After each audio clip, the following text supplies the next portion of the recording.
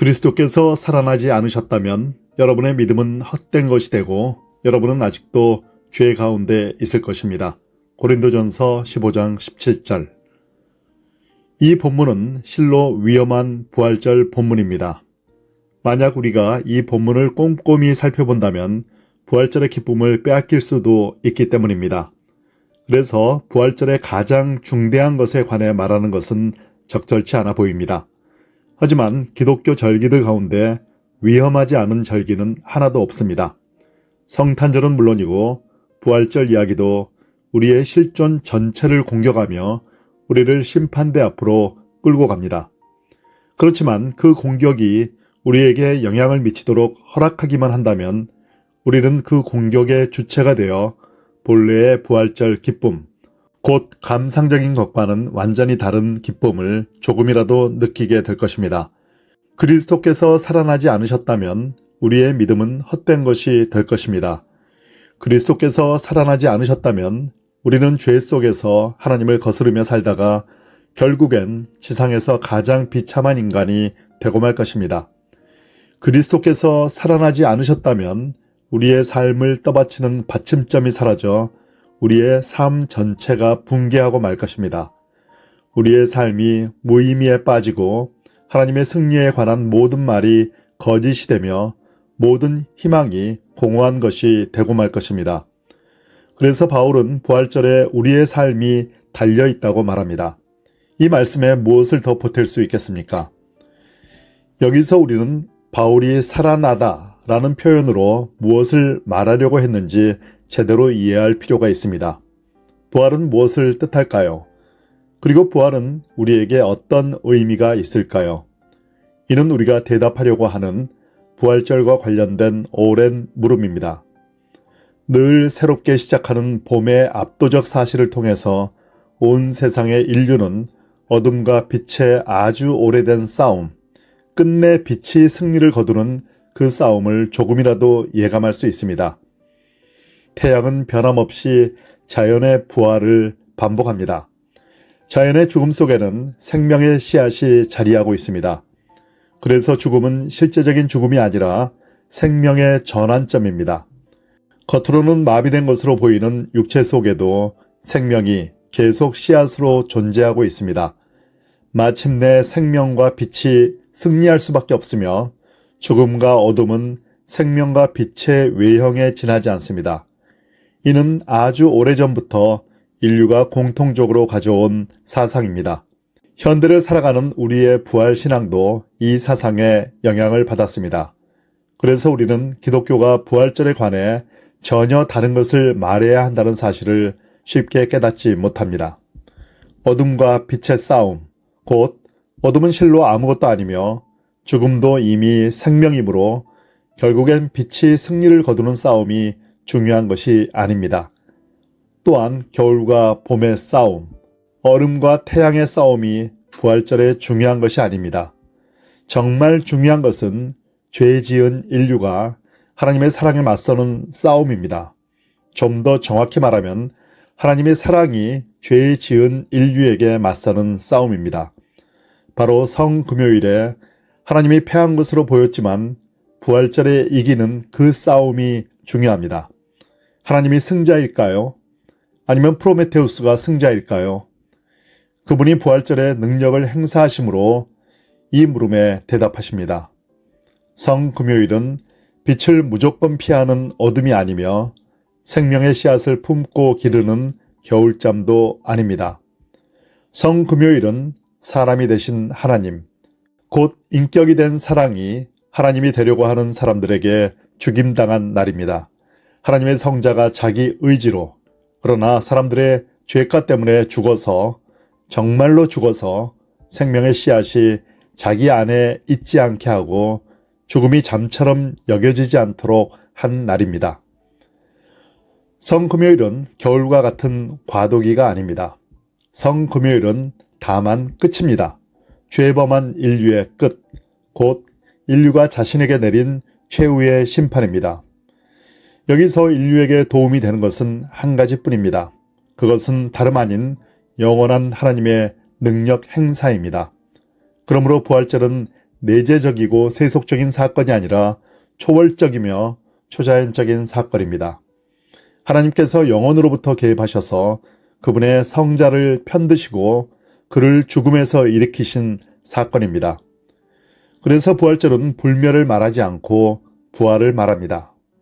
부활, 그것은 진짜 죽음인 사망으로부터, 육체와 영혼의 죽음으로부터, 온 인류의 죽음으로부터 하나님의 능력 행사에 힘입어 살아나는 것을 말합니다. 바로 이것이 부활절의 메시지입니다.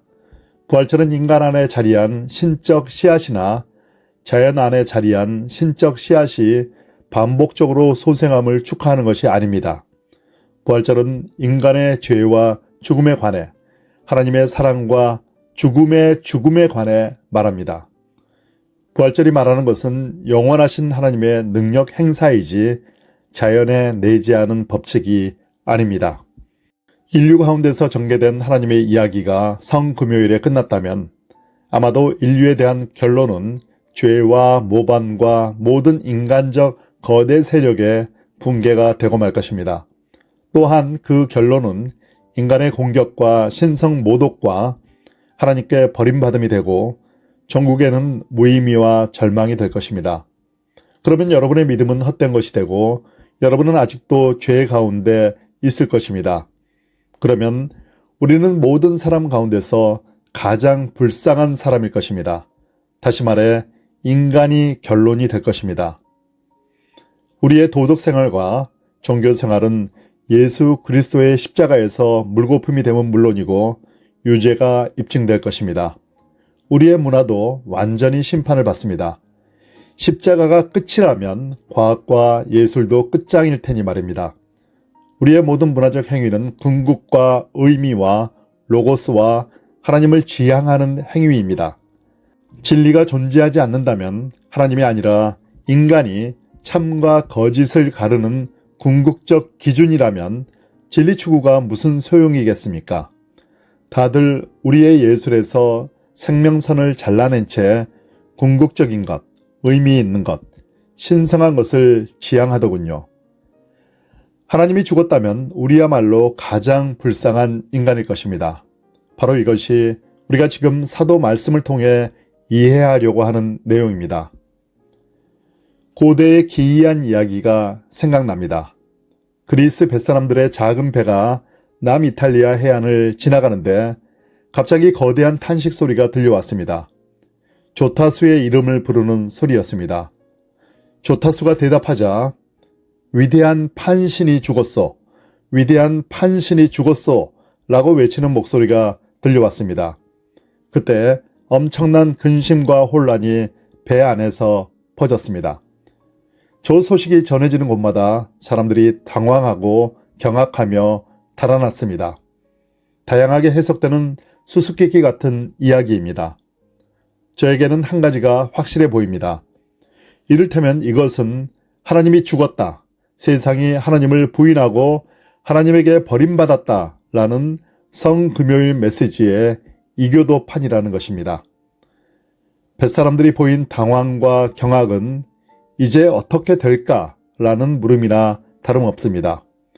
정말 하나님이 죽었다면 세상은 붕괴하여 무의미하게 사라질 수밖에 없을 것입니다. 고대 세계는 하나님이 죽었다라는 거대한 탄식 앞에 어떻게 대답해야 할지 몰랐습니다. 그러나 그 대답을 기독교의 부활절 메시지가 제시했습니다. 부활절 메시지가 의미하는 바는 이렇습니다. 하나님은 죽음의 죽음이시다. 하나님은 살아계신다. 또한 그리스도가 살아계신다. 죽음은 하나님께 굴복할 수밖에 없다. 하나님은 죽음에게 준엄한 명령을 내려 그가 사라지게 하시고 예수 그리스도를 살리셨다. 어떻게 해야 이 말씀을 이해할 수 있을까요? 여기서 많은 물음이 생깁니다. 몸의 부활은 무엇인가? 빈 무덤은 무엇인가? 여러 차례 이루어진 현현은 무엇인가? 호기심 때문이든 미신적인 것에 대한 욕망 때문이든 중요한 비밀이 있는 척하기 위해서든 우리는 수많은 물음을 던져보지만 여전히 만족을 얻지 못합니다. 이 질문들은 도무지 만족할 줄 모릅니다.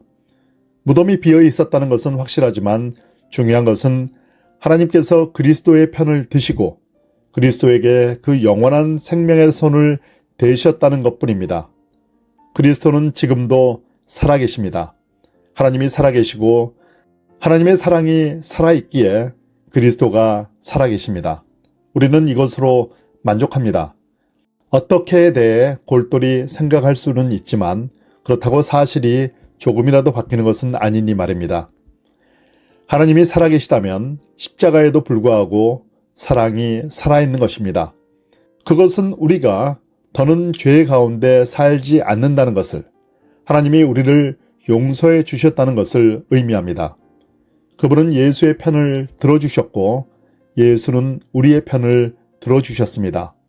예수가 살아계시다면 우리의 믿음은 새 의미를 얻을 것이고 우리는 모든 사람 가운데 가장 복된 사람이 될 것입니다. 부활절은 죄 지은 인류에 대한 하나님의 긍정입니다. 다름 아닌 우리의 모든 행위에 찾아온 새로운 의미입니다. 위대한 판신은 죽은 것이 아닙니다. 하나님은 살아계시고 우리는 그분과 함께 살아갑니다. 부활절은 하나님께 버림받은 상태가 아니라 하나님으로 충만한 상태입니다. 부활절은 하나님에 대한 인간의 위대한 승리가 아닙니다. 그것은 다만 인류와 죽음과 죄와 모반에 대한 하나님의 힘찬 승리입니다. 그렇지만 아직 한 가지 중요한 사실이 남아 있습니다. 이 부활절에 한 희망이 우리의 소유가 되는 것입니다. 그리스도 안에서 우리가 바라는 것이 이 세상에만 해당되는 것이라면 우리는 모든 사람 가운데서 가장 불쌍한 사람일 것입니다. 라고 바울은 말합니다. 앞에서 말한 대로 부활절은 하나님께서 영원으로부터 개입하신 사건입니다. 부활절은 최후에 형언할 수 없는 일들, 우리가 이미지와 비유로만 말할 수 있는 일들의 서막입니다. 부활절은 오늘 우리와 그저 조금 관계가 있는 사건이 아닙니다. 그것은 우리에게 하나님의 능력의 영광 전부를 드러냅니다. 하나님은 죽음의 지배자이시며 예수 그리스도의 죽음은 물론이고 저와 여러분의 죽음도 지배하시는 분입니다. 그러나 하나님은 형언하기 어려운 능력으로 예수를 살리셨듯이 그분의 거룩한 백성 역시 죽음에서 생명으로 이끄실 것입니다. 오늘 우리의 희망찬 시선은 바로 거기로 향하고 있습니다.